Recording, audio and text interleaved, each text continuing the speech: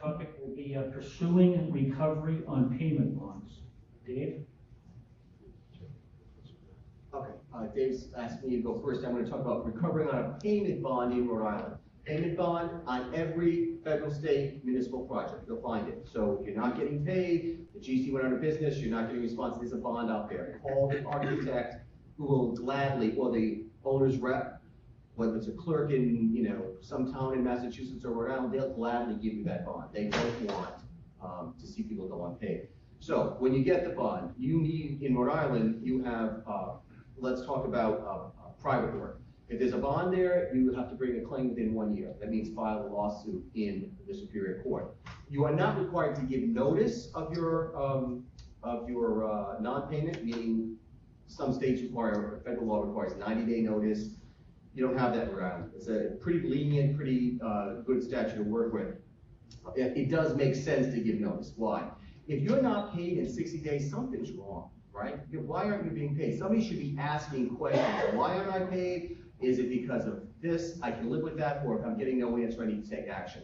You send a letter out to the general contractor and its surety and say, I'm making a claim. You'll get attention. People will find you and want to know why you're not getting paid, particularly that you copy the owner on it as well. The owner's interested in why you're not being paid. So again, it's the leverage it brings for you in the short run and the security in the long run. If something does go wrong, you do have that bond responsible to pay you for labor, material, equipment, and services. If you're an architect, an engineer, it covers you. All right? So that's a good thing to have on a private project, but you don't see them typically except on larger jobs. That statute in Rhode Island is 342830 if you care, it doesn't matter. The public works equivalent on a public job where there is a bond required is 3712. And you, again, can bring a claim no matter how remote you are to the general contractor. If you're a sub, a supplier, or a direct sub, you can bring a claim on a state bond under that statute.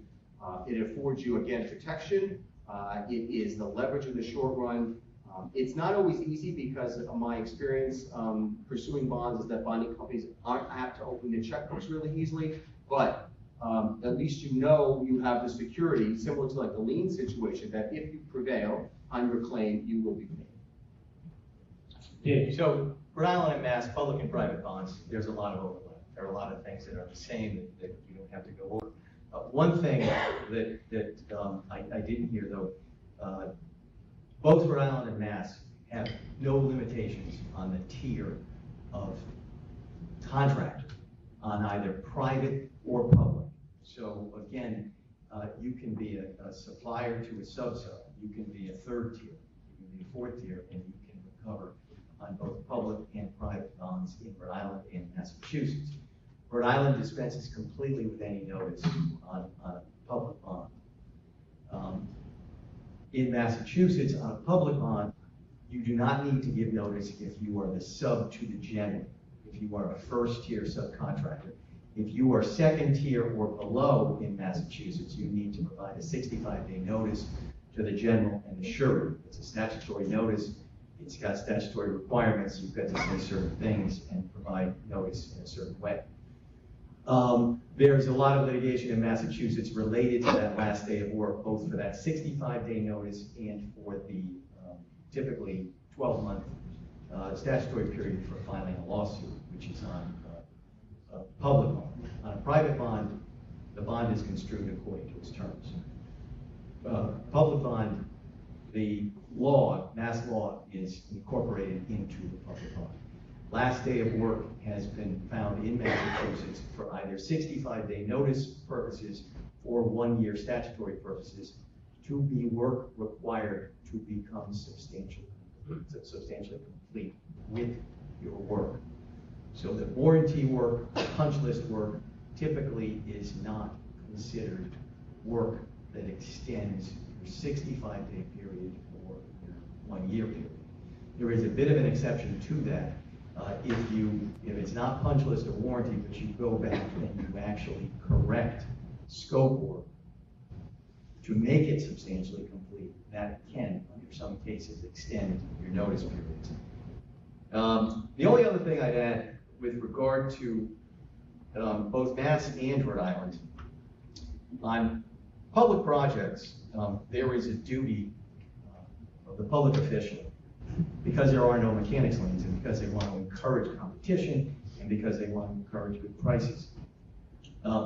There is a requirement that a public official obtain the bond that the contractors rely upon. In Rhode Island, there's a Supreme Court case that basically said even though it's a mandatory duty, it's statutory, a public official that fails to obtain the bond,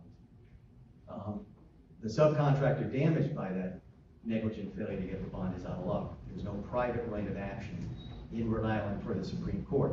Massachusetts trial courts have found otherwise. Massachusetts trial courts have found that it's a mandatory obligation, and a failure to fulfill that obligation means the state is liable to the claiming subcontractor. That's it. Are there any questions? I just want to add one quick thing. What we talked about is Rhode Island and Massachusetts. The federal level, if you're working on a post office, a naval base, an air base, anything owned by the federal government, the rules change. Falls under federal law. That's the Miller Act. Basically has a 90-day requirement and a 1-year statute of limitations. But just know that if you're on a federal job, change a little bit. And I think the subs do not have Miller rights. They cut the tiers. Right. There's a I limitation. don't think a second tier on a federal Miller Act bond is cut. Just one more question on chapter 149, right? So you get the file sub bid, you ask for the bond. That's a performance bond, right? Payment and performance. Payment and Right. performance. So how do you get the sub tied into the LVs? That's his failure. In your the contract, IDs. because you're, The LVs. well, I mean, it's that's not normally going to show up in the surety. It's a in that question of bond. whether you can or not. Some people believe the statutory form of general contract in chapter 149, some people believe is the only form of contract that the general can impose on the filed sub bidder. The vast majority of cases, the general will tender its own form of subcontract to the filed sub bidder, and usually gets signed. And if you do that, and if you get away with it, and usually the subs don't push back, and the issue is not clear as to how it would be decided, usually in your subcontract, you're going to say, any liquidated damages that I get assessed as the general contractor you caused, you have to indemnify me for those Then liquidated the damages. surety will back that up. The surety backs up the subcontract that it bonds, and if that's one of the subcontract obligations, the surety is obligated. Yes.